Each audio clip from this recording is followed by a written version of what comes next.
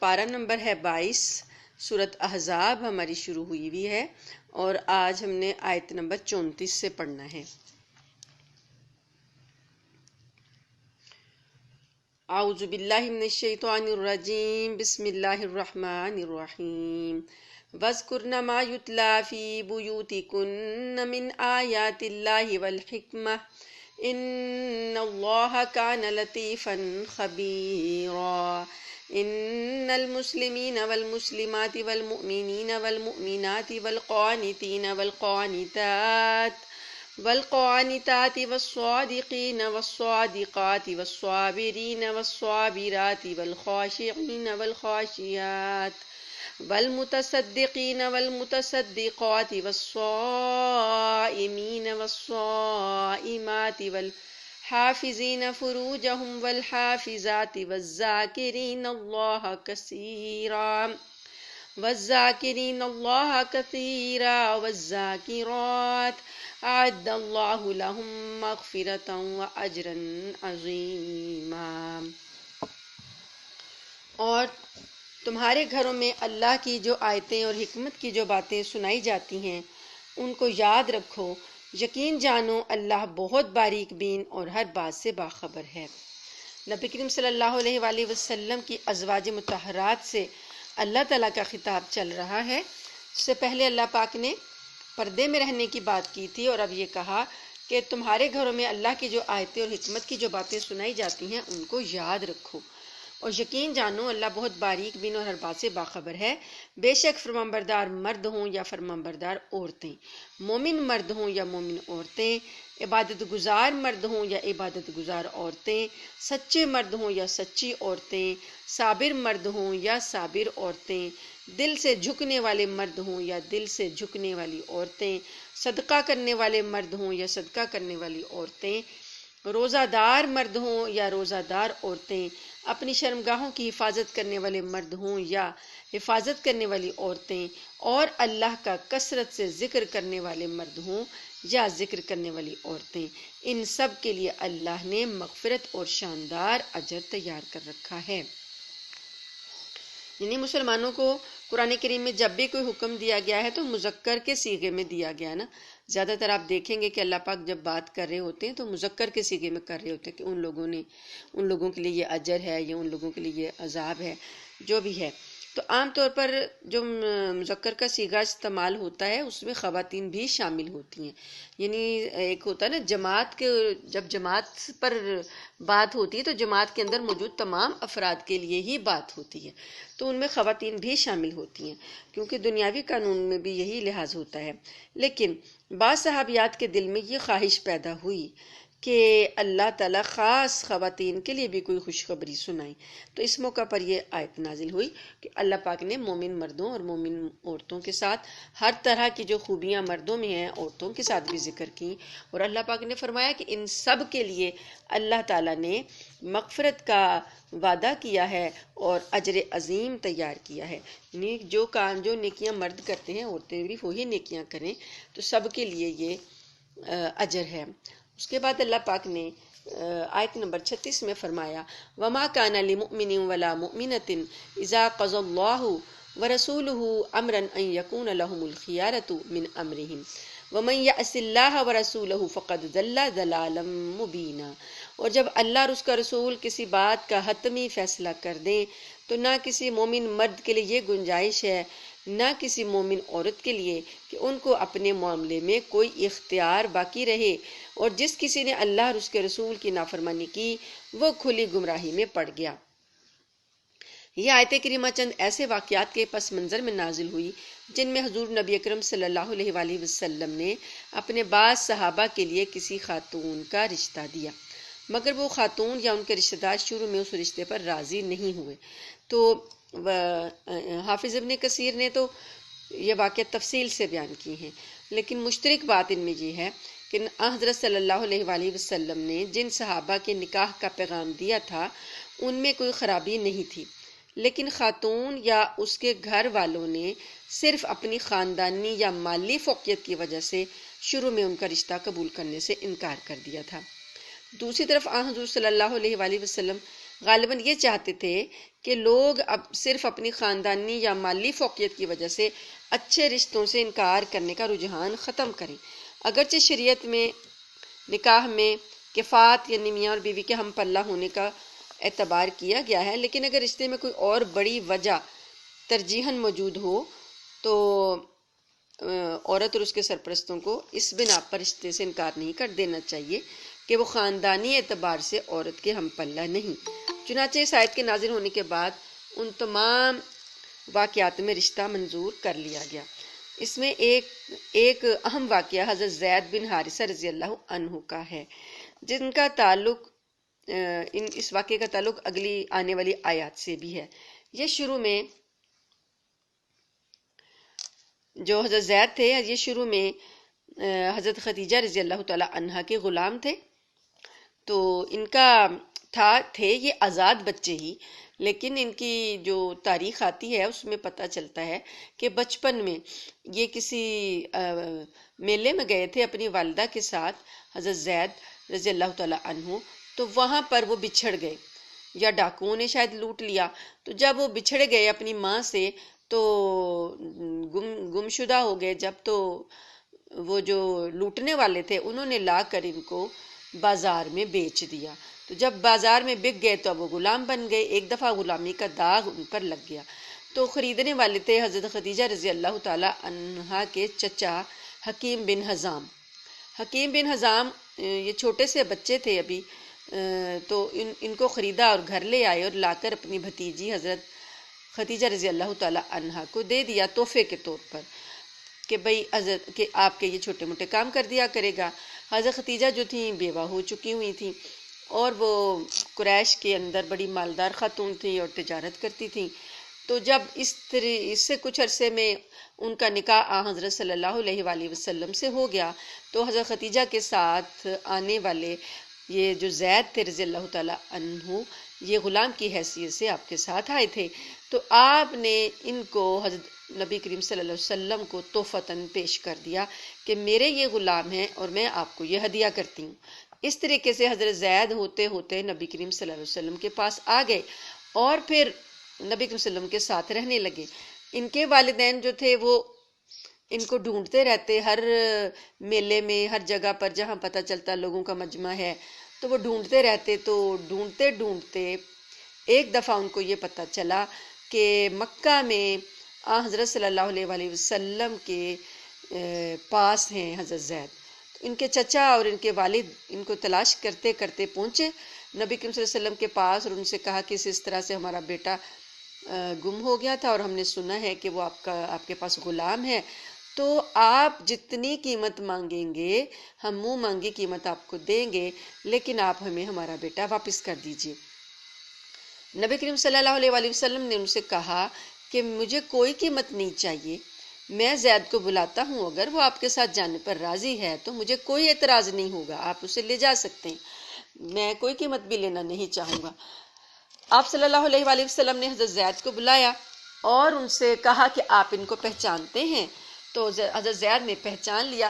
کہا کہ یہ میرے والد صاحب ہیں اور یہ میرے چچا ہیں۔ تو آپ نے فرمایا کہ یہ آپ کو لینے آئے ہیں، تو والد نے اور چچا نے کہا کہ بیٹے ہم آپ کو لینے آئے ہیں، خوش بہت ہوئے، ملے ان سے،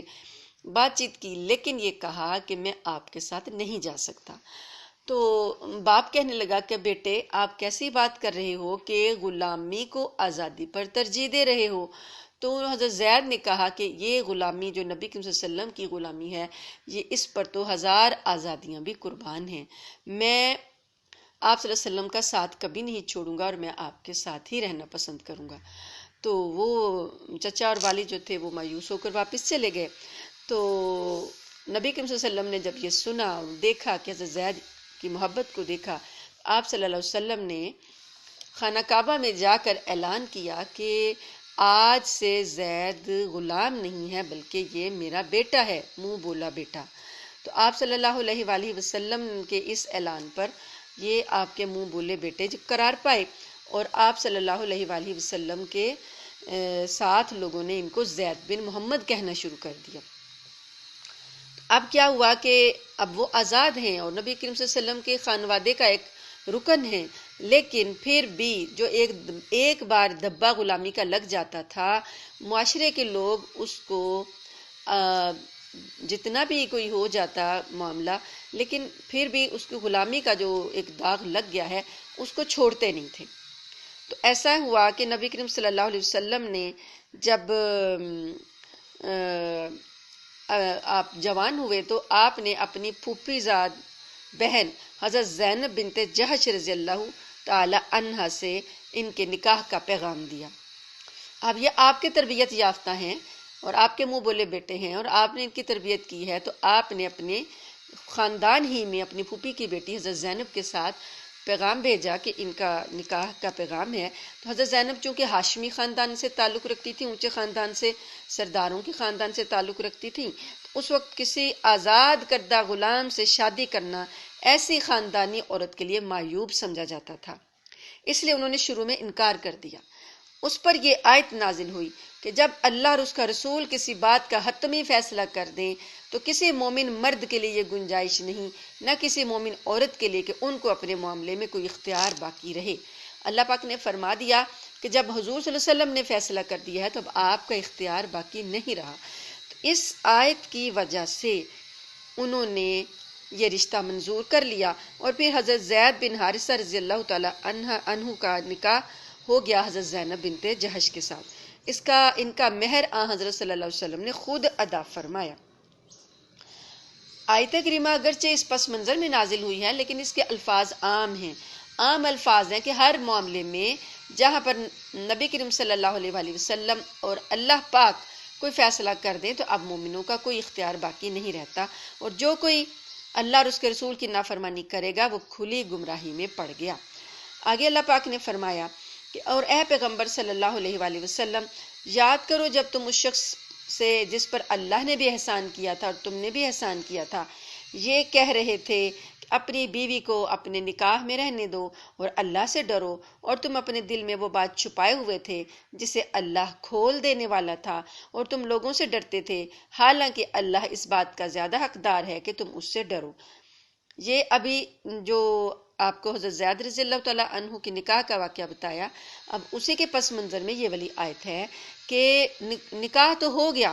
کر لیا نکاح، لیکن حضرت زینب جو تھیں وہ ذہنی طور پر حضرت زید کے ساتھ مطابقت نہیں کر سکیں، ان کا مزاج نہیں مل سکا، اور وہ نکاح تو کر لیا انہوں نے لیکن ہم آہنگی نہ ہو سکی، مزاج نہ مل سکا، اور حضرت زید جو تھے وہ پریشان ہی رہتے تھے، اور انہوں نے نبی کریم صلی اللہ علیہ وسلم سے کہا بھی کہ وہ جو ہیں حضرت زینب جو ہیں وہ خوش نہیں ہیں، تو لیکن نبی کریم صلی اللہ علیہ وسلم انہیں سمجھا دیتے کہ آپ نباہ کرنے کی کوشش کیجئے تو آہستہ آہستہ ٹھیک ہو جائے گا، ابھی شاید آغاز ہے کہ وہ قبول نہیں کر پا رہی کہ ان کا نکاح ایک غلام کے ساتھ ہوا ہے، تو آہستہ آہستہ وہ اپنی اس کیفیت سے نکل آئیں گی، لیکن ایسا نہ ہو سکا، اور حضرت زید جو تھے وہ دیکھتے تھے کہ حضرت زینب جو ہیں وہ خوش نہیں ہیں۔ تو اب کیا ہوا کہ اللہ پاک نے ایک اس رسم کو توڑنا تھا، اس رواج کو ختم کرنا تھا، تو یہ اللہ پاک ہی کی مشیت تھی کہ یہ کام ایسے ہو اور ایسے اس کا انجام ہو۔ تو ہوا یہ کہ نبی کریم صلی اللہ علیہ وسلم یہ جو آیت میں ذکر کیا نا کہ تم اس شخص پر جس پر اللہ نے بھی احسان کیا اور تم نے بھی احسان کیا، یہ کہہ رہے تھے کہ اپنی بیوی کو اپنے نکاح میں رہنے دو، اللہ سے ڈرو۔ یہ کون شخص ہیں؟ یہ حضرت زید ہی ہیں، حضرت زید ہی ہیں۔ تو ان پر اللہ تعالیٰ کا احسان تو یہ تھا کہ انہیں حضرت صلی اللہ علیہ وسلم کی خدمت میں پہنچایا، اسلام لانے کی توفیق دی، یہاں تک کہ یہ ان 4 خوش نصیب صحابہ اکرام میں شامل ہیں جو سب سے پہلے اسلام لائے۔ جو 4 السابقون الاولون ہیں ان میں حضرت خدیجہ ہے، حضرت علی رضی اللہ تعالیٰ عنہ ہیں، حضرت ابو بکر صدیق ہیں، تو غلاموں میں حضرت زید بن حارثہ ہیں، یہ سب سے پہلے اسلام لائے تھے۔ تو حضرت صلی اللہ علیہ وسلم کے ان پر احسان کی تفصیل یہ ہے کہ وہی جو میں نے ابھی آپ کو واقعہ بتایا کہ جو آپ نے ان کو آزاد کر دیا اور اپنا منہ بولا بیٹا بنا دیا، تو یہ حضرت صلی اللہ علیہ وسلم کا احسان ہو گیا۔ اس کے بعد اب جب یہ نکاح کا نبھا نہیں ہو رہا تو آپ نے ان کی شکایت کی وجہ سے ان سے کہا کہ حضرت زید نے چاہا کہ میں حضرت زینب کو طلاق دے دوں، کیونکہ وہ اپنی خاندانی وجاہت کی وجہ سے، خاندانی فوقیت کی وجہ سے نباہ کرنے میں عاجز آ چکی ہیں، اور بعض اوقات وہ تیز زبان کا بھی مظاہرہ کر جاتی تھیں، تو حضرت زید کو تکلیف پہنچتی تھی کہ وہ کچھ نہ کچھ طعنہ یا کوئی تیز زبان سے جتا دیتی تھیں بات. تو حضرت زید نے یہی چاہا کہ حضرت زینب کو طلاق دے دیں. حضرت صلی اللہ علیہ وسلم سے مشورہ کیا تو آپ نے ان سے فرمایا کہ اپنی بیوی کو طلاق نہ دو، بلکہ اپنے پاس رکھو اور اللہ سے ڈرو، کیونکہ اللہ تعالیٰ کو طلاق پسند نہیں ہے، اور اس نکاح کا جو ہے مشورہ وہ بھی اللہ پاک نے دیا تھا. اس لیے آپ نے کہا کہ آپ اللہ کا تقوی اختیار کرتے ہوئے ان کو اپنے پاس رکھو. پھر ایک طرف تو یہ بات چل رہی تھی، اور دوسری طرف حضرت صلی اللہ علیہ وآلہ وسلم کو اللہ تعالیٰ نے وحی کے ذریعے یہ بات بتا دی تھی کہ حضرت زید جو ہیں وہ اپنی بیوی کو طلاق دے دیں گے، تو آپ نے وہ حضرت زینب کے ساتھ نکاح کرنا ہے. تو حضرت صلی اللہ علیہ وآلہ وسلم کے لیے بھی ایک بڑی عجیب کنڈیشن بن گئی، ایک کیفیت بڑی عجیب ہو گئی کہ وہ ایک طرح سے آپ کے منہ بولے بیٹے کی بیوی ہیں، تو گویا عرب معاشرہ ان کو آپ کی بہو کے طور پر دیکھتا ہے. تو اس لحاظ سے عرب لوگ تو کبھی چھوڑیں گے نہیں اس بات کو، اور کس قدر طعنہ دیں گے اور کتنا برا بلا کہیں گے، ناگواری کا اظہار کریں گے. تو آپ صلی اللہ علیہ وسلم کے لیے یہ بڑی آزمائش تھی. ایک تو یہ کہ حضرت زید کا یہ نکاح آپ نے بڑے اصرار سے کروایا تھا، دوسرا اب ان کے طلاق دینے کے بعد ان سے آپ کا نکاح ہونے سے مخالفین کو باتیں بنانے کا موقع ملے گا کہ انہوں نے دیکھو جی پیغمبر ہیں اور انہوں نے اپنی منہ بولی بہو کے ساتھ نکاح کر لیا. لہٰذا آپ صلی اللہ علیہ وسلم حضرت زید کو یہی کہتے رہے کہ آپ انہیں طلاق نہ دیں، نبھا کریں. تو اللہ پاک تو جانتے تھے نا کیفیت کہ آپ صلی اللہ علیہ وسلم کے دل میں کیا چل رہا ہے. ایک تو آپ اس آزمائش سے گھبرا رہے ہیں کہ مجھے حکم دیا جا رہا ہے کہ ان کی طلاق کے بعد، عدت پوری ہونے کے بعد آپ نے نکاح کرنا ہے. تو آپ صلی اللہ علیہ وسلم کی ذہنی کیفیت کو اللہ پاک نے یہاں کھول کر رکھ دیا، اللہ پاک نے کھول کر بتا دیا. آپ اللہ نے فرمایا اور تم اپنے دل میں وہ بات چھپائے ہوئے تھے جسے اللہ کھول دینے والا تھا، اور تم لوگوں سے ڈرتے تھے، حالانکہ اللہ اس بات کا زیادہ حقدار ہے کہ تم اس سے ڈرو. پھر جب زید نے اپنی بیوی سے تعلق ختم کر لیا تو ہم نے اس سے تمہارا نکاح کرا دیا، تاکہ مسلمانوں کے لیے اپنے منہ بولے بیٹوں کی بیویوں سے نکاح کرنے میں اس وقت کوئی تنگی نہ رہے جب انہوں نے اپنی بیویوں سے تعلق ختم کر لیا ہو. یعنی یہ حقیقی بہو نہیں تھی. اب جب ان کے طلاق ہو گئی ہے، تعلق ختم ہو چکا ہے پچھلا، تو اب مومنوں کے لیے کوئی تنگی نہیں ہے کہ اگر ان میں سے کوئی ان میں سے نکاح کرنا چاہیں تو اللہ نے جو حکم دیا تھا اس پر تو عمل ہو کر ہی رہنا تھا. وَكَانَ أَمْرُ اللَّهِ مَفْعُولًا، اللہ نے جو حکم دیا وہ عمل ہو کر ہی رہنا تھا. تو اب جو یہ اس طریقے سے اللہ پاک نے یہ سارا معاملہ کھول کر رکھ دیا، تو اللہ پاک نے یہ کہا کہ اب آپ ان سے نکاح کر لیں. تو صحیح روایات کی روشنی میں اس آیت کی یہ تفسیر آئی ہے کہ بعض دشمنان اسلام نے کافی اس بارے میں باتیں کی، اور جو مطلب نکالا وہ سخت غلط مطلب نکالا، اور ان سے کہا کہ یہاں تک بھی کہا کہ ان کی شروع سے ہی نظر تھی اپنی بہو پر. نعوذ باللہ نعوذ باللہ، یعنی منافقین نے خوب پروپیگنڈا کیا. تو اب اللہ پاک نے فرمایا آیت نمبر 38 میں کہ نبی کے لیے اس کام میں اعتراض کی کوئی بات نہیں ہوتی جو اللہ نے اس کے لیے طے کر دیا ہو. اللہ نے طے کر دیا، اب نبی اعتراض نہیں کر سکتے. سنت اللہ فی الذین خلو من قبل، یہی اللہ کی وہ سنت ہے جس پر ان انبیاء کے معاملے میں بھی عمل ہوتا آیا ہے جو پہلے گزر چکے ہیں، اور اللہ کا فیصلہ نپاتلا مقدر ہوتا ہے. پیغمبر وہ لوگ ہیں جو اللہ کے بھیجے ہوئے احکام کو لوگوں تک پہنچاتے ہیں اور اسی سے ڈرتے ہیں، اور اللہ کے سوا کسی سے نہیں ڈرتے، اور حساب لینے کے لیے اللہ کو کسی کی ضرورت نہیں. مسلمانوں، اب عام جو ایک قانون تھا وہ ایک عام قانون دیا کہ مسلمانوں، محمد صلی اللہ علیہ وآلہ وسلم تم مردوں میں سے کسی کے باپ نہیں ہیں، کہ تم نے ان کو منہ بولے بیٹے کو حقیقی باپ کا درجہ دے دیا ہے. تو ما کانا محمد ابا احد من رجالکم، محمد صلی اللہ علیہ وسلم کسی تمہارے جتنے بھی مرد موجود ہیں امت مسلمہ کے جتنے بھی مرد ہیں ان میں سے کسی کے باپ نہیں ہیں. ان کے اپنے حقیقی بیٹے جو 3 پیدا ہوئے تھے تو وہ تو اللہ پاک نے بچپن ہی میں لے لیے تھے، تو اب اس وقت کسی مرد کے باپ حقیقی باپ نہیں ہیں۔ وَلَٰكِن رسول اللہ وخاتم النبیین، لیکن وہ اللہ کے رسول ہیں اور تمام نبیوں میں سے آخری نبی ہیں، خاتم النبیین ہیں۔ وَكَانَ اللَّهُ بِكُلِّ شَيْءٍ عَلِيمًا، اور اللہ تعالیٰ ہر چیز کا علم رکھتا ہے۔ یعنی نبی کریم صلی اللہ علیہ وسلم کی یہ ختم نبوت جو ہے، ختم نبوت میں کے ساتھ ہی اللہ پاک نے ذکر کیا کہ مردوں میں سے کسی کے باپ نہیں، کہ کل کو کوئی ان کا بیٹا ہونے کا دعویٰ کرے، ان کا پوتا ہونے کا دعویٰ کرے، اور یہ کوئی جیسے شیعوں میں یہ سلسلہ چلا ہوا ہے ولایت کا سلسلہ، اور وہ حضرت علی کو وہ مقام دے دیتے ہیں، تو یہ چیزیں جو ہیں اللہ پاک نے ان کو رد کرنا تھا، ان کو دور کرنا تھا، نبی کریم صلی اللہ علیہ وسلم کی ختم نبوت کے لیے آپ کو خالص کرنا تھا۔ تو یہ اللہ کی حکمت تھی کہ اللہ پاک نے آپ صلی اللہ علیہ وسلم کو حقیقی بیٹے تو دیے، لیکن وہ آپ کی زندگی ہی میں فوت ہو گئے، تو اب آپ کسی مرد کے باپ نہیں ہیں اور تمام نبیوں میں آخری نبی ہیں۔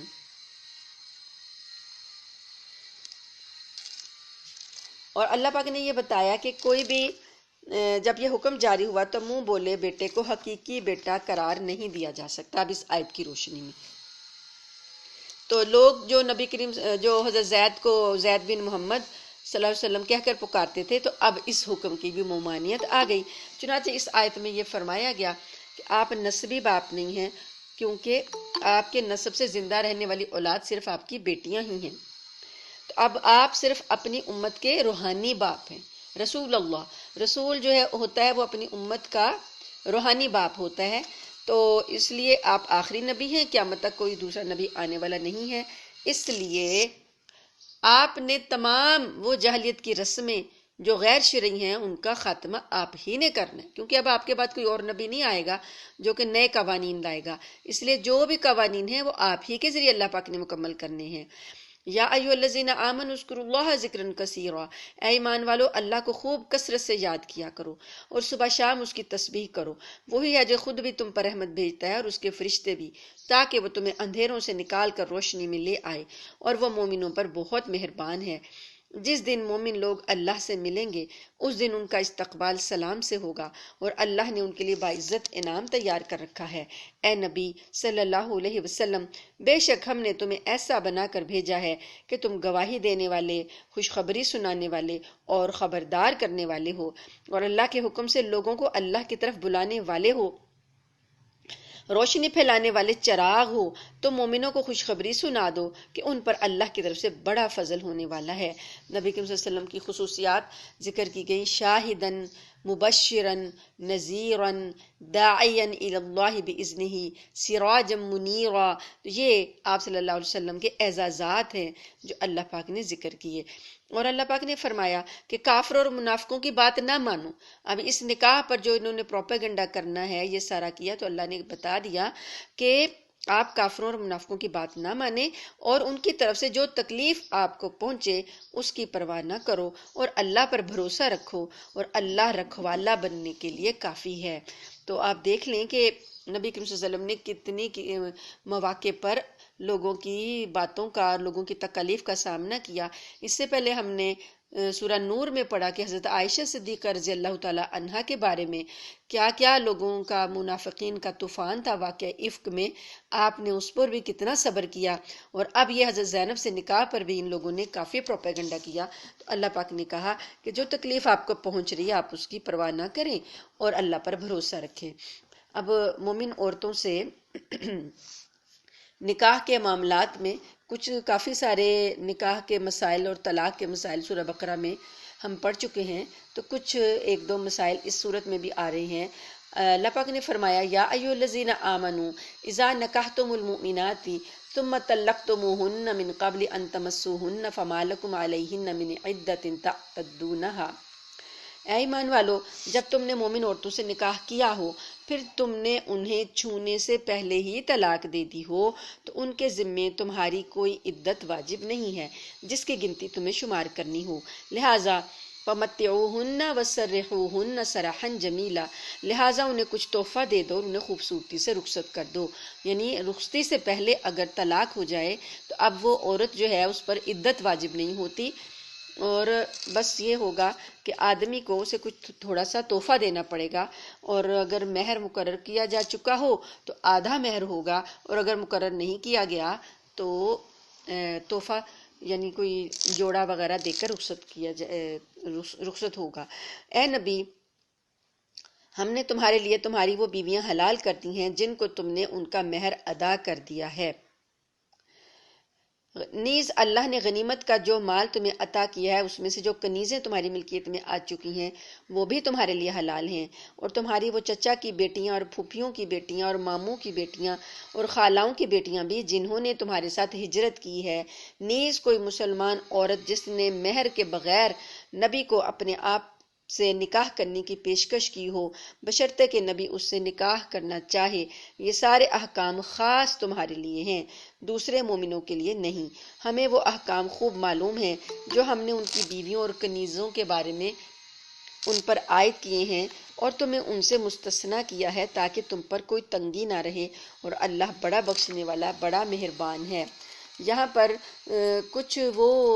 خصوصیات ہیں جو نبی کریم صلی اللہ علیہ وسلم کے ساتھ ہی خاص ہیں نکاح کے بارے میں، کیونکہ عام مومن مرد جو ہیں ان کو تو 4 تک کے نکاح کی اجازت دی گئی ہے، لیکن ہمارے نبی صلی اللہ علیہ وآلہ وسلم کے نکاح اللہ پاک نے خود کروائے، اور ہر نکاح کے پیچھے کوئی حکمت، کوئی مصلحت، کوئی اللہ تعالیٰ نے نیا حکم دینا تھا، یا پرانے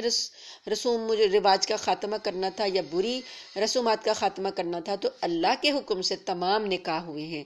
نبی صلی اللہ علیہ وسلم نے اپنی خواہش سے نہیں کیے. تو اب اللہ پاک فرماتے ہیں کہ ہم نے کچھ خاص باتیں ہیں جو آپ کے ساتھ رکھی ہیں، اور وہ دوسرے مومن مردوں کے لیے نہیں ہیں، کہ عام مسلمان اس میں شریک نہیں ہیں. وہ کیا ہے کہ کسی بھی مسلمان عورت سے یا اہل کتاب عیسائیوں یہودیوں میں سے کسی عورت سے نکاح کر سکتے ہیں، لیکن حضور نبی صلی اللہ علیہ وسلم کے لیے جائز قرار نہیں دیا گیا تھا. عام مومن تو کر سکتے تھے نا کسی بھی اہل کتاب کے ساتھ، لیکن نبی کریم صلی اللہ علیہ وسلم کے لیے یہ جائز قرار نہیں دیا گیا تھا کہ آپ کسی یہودی یا عیسائی عورت سے نکاح کریں. نیز مسلمان عورتوں میں سے بھی جنہوں نے مکہ مکرمہ سے مدینہ طیبہ کی طرف ہجرت نہ کی ہو، ان سے بھی آپ کے لیے نکاح جائز نہیں تھا، کیونکہ مومن عورتوں کے لیے اس وقت ایک بات یہ معیار قرار دی گئی تھی کہ وہ ہجرت کر کے مدینہ آئیں. جو بھی مسلمان عورتیں تھیں ہجرت کر کے مدینہ آئیں، تو جو مکہ رہ گئیں ہجرت کر کے نہیں آئیں تو نبی کریم صلی اللہ علیہ وسلم کو اختیار تھا، اللہ نے کہا کہ آپ ان سے نکاح نہیں کریں گے، جائز نہیں تھا. اور یہی وجہ ہے کہ آپ کے ساتھ جو بھی یہودی یا عیسائی خواتین جو کنیزوں میں سے آئی تھیں نا، حضرت ماریہ قبطیہ، تو انہوں نے بھی اسلام قبول کیا تھا. اور حضرت صفیہ جو تھیں وہ بنو قریظہ کا جب قبیلہ فتح ہوا تھا، جنگ ہوئی تھی خیبر کی، تو وہاں سے وہ مال غنیمت میں وہ آئی تھیں. تو وہ قریظہ کا سردار تھا حوی بن اخطب، تو ان کی بیٹی تھیں وہ، تو ان کو وہ کسی اور صحابی کے پاس تھیں. تو لیکن جو سردار کی بیٹی ہوتی ہے وہ صحابی نے کہا کہ نبی کے وسلم کو دے دیا، کہا کہ سردار کی بیٹی پر آپ ہی کا حق ہے. انہوں نے بھی پھر اسلام قبول کیا تھا، تو نبی کریم صلی اللہ علیہ وسلم کا ان سے نکاح ہوا تھا. تو اللہ پاک نے یہ تیسرا ایک اور حکم دیا حضرت وسلم کے لیے کہ یعنی عام مسلمانوں کے لیے تو کسی عورت سے مہر کے بغیر نکاح کرنا جائز نہیں ہے، لیکن حضرت صلی اللہ علیہ وسلم کے لیے جائز قرار دیا گیا کہ اگر کوئی عورت خود سے یہ پیشکش کرے، کہ کوئی عورت خود اپنا آپ پیش کرے کہ نبی کریم صلی اللہ علیہ وسلم سے کہ آپ مجھ سے نکاح کر لیں، میں اپنا آپ کو ہبہ کرتی ہوں، تو آپ صلی اللہ علیہ وسلم بھی اگر اس سے نکاح کرنا چاہیں تو اللہ تعالیٰ نے آپ کو اجازت دی تھی. لیکن آپ صلی اللہ علیہ وسلم نے کبھی بھی اس خصوصی اجازت سے فائدہ نہیں اٹھایا، کیونکہ اللہ نے تو اجازت دے دی تھی، اختیار دے دیا تھا، جائز تھا آپ کے لیے، لیکن آپ نے کبھی بھی اس خصوصی کہ مہر کے بغیر کسی سے نکاح کیا ہو، آپ نے ایسا کبھی نہیں کیا. اس کے بعد چوتھا حکم تھا خصوصی حکم جو حضرت صلی اللہ علیہ وسلم کے لیے مقرر فرمایا گیا، کہ وہی بات ابھی میں نے آپ کو بتا دی کہ عام مسلمانوں پر ہیں 4 بیویاں، اور چاروں میں سے چاروں کے درمیان انصاف کرنا بالکل فرض قرار دیا گیا ہے، تو کہ برابری کا ہی وہ سلوک کریں۔ تو نبی کریم صلی اللہ علیہ وسلم کے ساتھ یہ اللہ پاک نے نبی کریم صلی اللہ علیہ وسلم کو اس کی پابندی نہیں دی تھی، چنانچہ آپ صلی اللہ علیہ وآلہ وسلم کے لیے اللہ پاک نے اجازت دی تھی کہ آپ جیسے چاہیں رہ سکتے ہیں، لیکن آپ صلی اللہ علیہ وسلم نے کبھی بھی اس اجازت سے بھی فائدہ نہیں اٹھایا تھا۔ آپ نے اپنی بیویوں کی باریاں مقرر کی ہوئی تھیں، آپ ان کو ملتوی فرما سکتے تھے، لیکن آپ نے ایسا نہیں کیا اور تمام ازواج مطہرات سے مکمل برابری کا سلوک کیا۔ اب یہ آیت جو آگے ہم نے 51 پڑھنی ہے، اس میں وہ بات آ رہی ہے باریوں والی۔ اللہ پاک نے یہ کیوں کیا تھا؟ اللہ پاک نے بتایا تھا، 50 نمبر آیت کا آخری حصہ دیکھیں کہ اللہ پاک نے فرمایا تھا کہ ہمیں وہ احکام خوب معلوم ہیں جو ہم نے ان کی بیویوں اور کنیزوں کے بارے میں ان پر عائد کی ہیں مومنوں پر، اور آپ کو ان سے مستثنیٰ کیا ہے تاکہ آپ پر کوئی تنگی نہ رہے، اور اللہ بہت بخشنے والا بڑا مہربان ہے۔ کیوں مستثنیٰ کیا ہے؟ کہ آپ صلی اللہ علیہ وسلم کو کبھی جہاد پر جانا ہوتا، کبھی کوئی فیصلہ کرنا ہوتا، کبھی آپ کے ساتھ کوئی خاص معاملات جو ہوتے تھے کہ آپ کو کبھی سربراہان سے جو وفود آتے ہیں ان سے ملنا ہوتا تھا، کئی معاملات ہو سکتے تھے کہ آپ کس سے وہ چیزیں پھر اگر برابری کے چکر میں آپ رہتے تو ہو سکتا ہے کہ آپ اپنے وہ دوسرے جو معاملات، دوسری ذمہ داریاں ہیں وہ ادا نہ کر پاتے صحیح طریقے سے، لیکن اللہ نے اجازت تو دے دی، لیکن آپ صلی اللہ علیہ وسلم نے حتی المقدور کوشش کی، حتیٰ کہ جب آپ سفر پر جاتے تو قرعہ ڈال لیتے تھے کہ جس ایک بیوی کو ساتھ لے کر جاتے تھے تو قرعہ اندازی سے جس کا نام نکلتا اس کو ساتھ لے جایا کرتے تھے۔ اس کے بعد اللہ پاک نے فرمایا کہ ترجی من تشاء منہن وتؤوی الیک من تشاء، ان بیویوں میں سے تم جس کی باری چاہو ملتوی کر دو اور جس کو چاہو اپنے پاس رکھو، اور جن کو تم نے الگ کر دیا ہو ان میں سے اگر کسی کو واپس بلانا چاہو تو اس میں بھی تمہارے لیے کوئی گناہ نہیں ہے۔ یعنی آپ صلی اللہ علیہ وسلم کو اجازت دی گئی کہ آپ جس کو بھی چاہیں اپنے پاس بلا سکتے ہیں۔ اس طریقے میں اس بات کی زیادہ توقع ہے کہ ان سب کی آنکھیں ٹھنڈی رہیں گی اور انہیں رنج نہیں ہوگا، اور تم انہیں جو کچھ دے دو گے اس پر وہ سب کی سب راضی رہیں گی۔ یعنی اگر کسی بیوی سے کو آپ نے الگ بھی کر دیا ہے تو ان کو بھی آپ دوبارہ بلا لیں، تو اس سے کیا ہوگا کہ وہ خواتین جو ہیں آپ کے ساتھ رہنے پہ خوش ہو جائیں گی اور ان کی آنکھیں ٹھنڈی رہیں گی، اور آپ جو کچھ بھی انہیں دیں گے وہ سب اس پر راضی رہیں گی۔ اور اللہ ان سب باتوں کو جانتا ہے جو تمہارے دلوں میں ہیں، اور اللہ علم اور حلم کا مالک ہے۔ اس کے بعد دوسری عورتیں تمہارے لیے حلال نہیں ہیں، اور نہ یہ جائز ہے کہ تم ان کے بدلے کوئی دوسری بیویاں لے آؤ چاہے ان کی خوبی تمہیں پسند ہو۔ یعنی اب جو نکاح ہو گئے ہیں اس کے بعد اللہ پاک نے کہا کہ اب اور آپ کے لیے نکاح جو ہیں اور کسی عورت سے جو اللہ نے آپ کو انعام دے دیے نا، اس کے علاوہ اب اور نکاح کرنے سے منع کر دیا، اور موجودہ ازواج مطہرات میں سے کسی کو طلاق دے کر ان کی جگہ کسی اور سے نکاح کرنا بھی ممنوع قرار دے دیا۔ اللہ پاک نے کہا کہ اب جو یہ نکاح ہو گئے ہیں ان میں اب کسی کو آپ طلاق نہیں دیں گے، لیکن البتہ وہ کنیزیں الا ما ملکت یمینک وکان اللہ علی کل شیء رقیبا، البتہ وہ کنیزیں جو آپ کی ملکیت میں ہیں وہ آپ کے لیے حلال ہیں، اور اللہ ہر چیز کی پوری نگرانی کرنے والا ہے۔ اے ایمان والو، یا ایھا الذین آمنوا لا تدخلوا بیوت النبی الا ان یؤذن لکم الی طعام غیر ناظرین اناہ، اے ایمان والو نبی کے گھروں میں بلا اجازت داخل نہ ہوا کرو، الا یہ کہ تمہیں کھانے پر آنے کی اجازت دی جائے، وہ بھی اس طرح کہ تم اس کھانے کی تیاری کے انتظار میں نہ بیٹھے رہو، لیکن جب تمہیں دعوت دی جائے تو جاؤ، پھر کھانا کھا چکو تو اپنی اپنی راہ لو اور باتوں میں جی لگا کر نہ بیٹھو۔ ان آیات میں معاشرت کے کچھ آداب بتائے گئے ہیں، اور یہ آیات اس وقت نازل ہوئیں جب حضور صلی اللہ علیہ وآلہ وسلم نے حضرت زینب رضی اللہ عنہا کے ساتھ اپنے نکاح کے موقع پر ولیمے کا اہتمام فرمایا تھا۔ یہی جو ابھی حضرت زید والی جو تھیں حضرت زینب، اب اللہ پاک نے جب ان کی عدت پوری ہوگی تو نبی صلی اللہ علیہ وسلم کو نکاح کا حکم دیا، تو آپ نے جب نکاح کیا تو ولیمہ کا انتظام تھا، تو آپ نے صحابہ کو مدعو فرمایا۔ تو ابھی بات اس طرح تھی کہ ابھی کھانا تیار نہیں ہوا تھا، تو کچھ حضرات صحابہ کرام جو تھے کھانے سے کافی پہلے آ بیٹھے، اور آپ صلی اللہ علیہ وسلم ظاہر ہے کتنا بڑا کمرہ تھا، چھوٹا سا حجرہ تھا، اور اس حجرے میں اتنی جگہ تو نہیں تھی کہ لوگ آ کر بیٹھے رہیں اور آپ صلی اللہ علیہ وسلم بھی آسانی سے بیٹھے رہیں. تو آپ صلی اللہ علیہ وآلہ وسلم کی زندگی کا، مبارک زندگی کا ایک ایک لمحہ قیمتی تھا. صحابہ کرام آئے اور آ کر وقت سے پہلے بیٹھ گئے، اور اس کے بعد جب کھانا بھی کھا لیا، کھانا کھانے کے بعد بھی باتوں میں لگے رہے. اس سے آپ صلی اللہ علیہ وسلم کو کافی تکلیف پہنچی، لیکن آپ کے اندر جو لحاظ تھا اور جو حیا اور شرم تھی، اس کی وجہ سے آپ نے کسی کو کچھ نہیں کہا. لیکن دل میں آپ کے تنگی محسوس ہوئی کہ یہ لوگ اب جائیں تو میں آرام کروں. تو اللہ پاک نے مومنوں کو حکم دے دیا. اللہ پاک کو تو پتہ تھا نا کہ نبی صلی اللہ علیہ وسلم کو تنگی ہو رہی ہے. اللہ پاک نے مومنوں کو حکم دے دیا، آداب سکھا دیے کہ جب تک تمہیں بلایا نہ جائے تو بلا اجازت نبی کے گھر میں داخل نہ ہو، اور کھانے پر اگر بلایا گیا ہے تو کھانے کے وقت میں آؤ، اور کھانا کھانے کے بعد فوراً چلے جاؤ، باتوں میں جی لگا کر نہ بیٹھ رہو،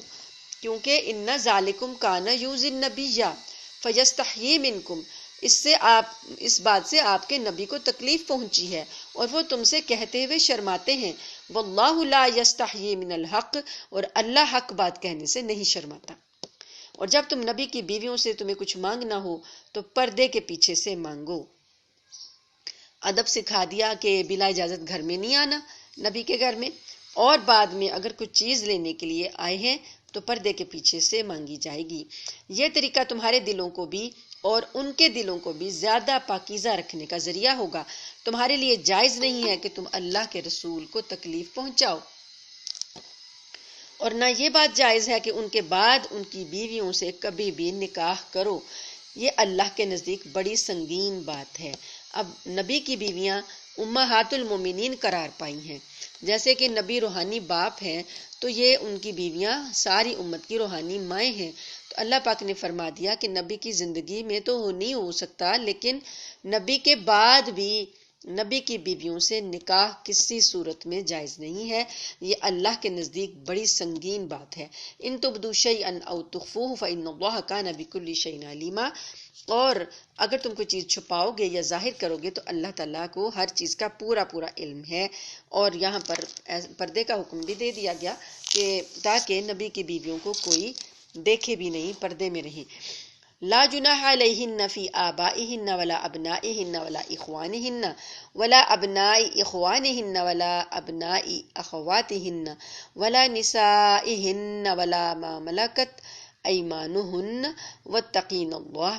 نبی کی بیویوں کے لیے اب جو پردے کا کام آئے ہیں، اب اللہ پاک نے فرمایا کہ اپنے باپ کے سامنے میں آنے میں کوئی گناہ نہیں، نہ اپنے بیٹوں کے، نہ اپنے بھائیوں کے، نہ بھتیجوں کے، نہ بھانجوں کے، نہ اپنی عورتوں کے، اور نہ اپنی کنیزوں کے سامنے آنے میں کوئی گناہ ہے. اے خواتین، تم اللہ سے ڈرتی رہو، یقین جانو کہ اللہ ہر بات کا مشاہدہ کرنے والا ہے.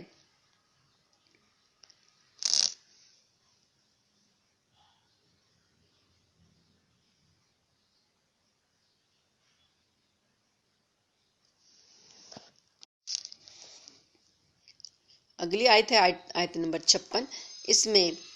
نبی کریم صلی اللہ علیہ وسلم کا مقام